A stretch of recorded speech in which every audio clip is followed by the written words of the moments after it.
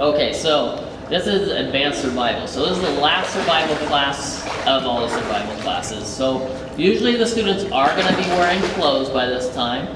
Most of your students are going to be about this size when they're in this class. So Sophie, let's go ahead and we're going to start with her letters. So eyes in. We're going to have her look down and do an X position. So head down, relax that head, relax your shoulders.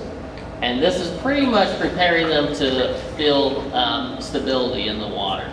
So these are the letters for this class. Okay, so this is the first time that they've actually done letters. And it'll be in their advanced survival class. So Supergirl, or Arrow this time. So hands together. And in the survival classes, this is called Supergirl. When they get into the higher levels, this will all be called Arrow at that time. So let's go ahead and let's see that Supergirl again. So eyes in, head down. And actually I skipped the Y there. So she's going to put her feet together. Once again, she needs to relax her back. Let her shoulders relax a little bit more into the water. And that way she's floating in that position. While she's doing her letters, this is a perfect time to be watching for her alignment. I don't know if you've been able to see, but when her head's down, her heels are up. Her heels don't naturally float up that high. Her heels should be in the water. It should be right underneath the surface.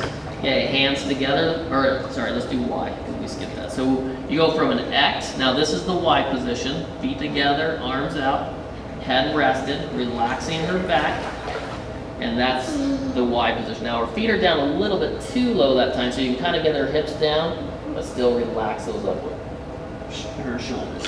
Okay, so now let's go ahead and go into the Arrow position. Okay, and as you can tell, when she goes from X to Y to Arrow, each position she's getting less stability. And so she's going to have to use her core muscles to help her to be stable in the water. Well, this is your eye pretty much. Eyes in, head down. And so we're going to relax her shoulders again, head rested. Hips are going to be down just a little bit. Legs floating. Okay, so let's do that one more time. Let's see that Supergirl position, head down. So once again, I'm kind of spreading those shoulders out, kind of pushing them down into the water. Hips are going to be down. Remember, she's going to have water here on her back. So she's going to have a little bit of water here.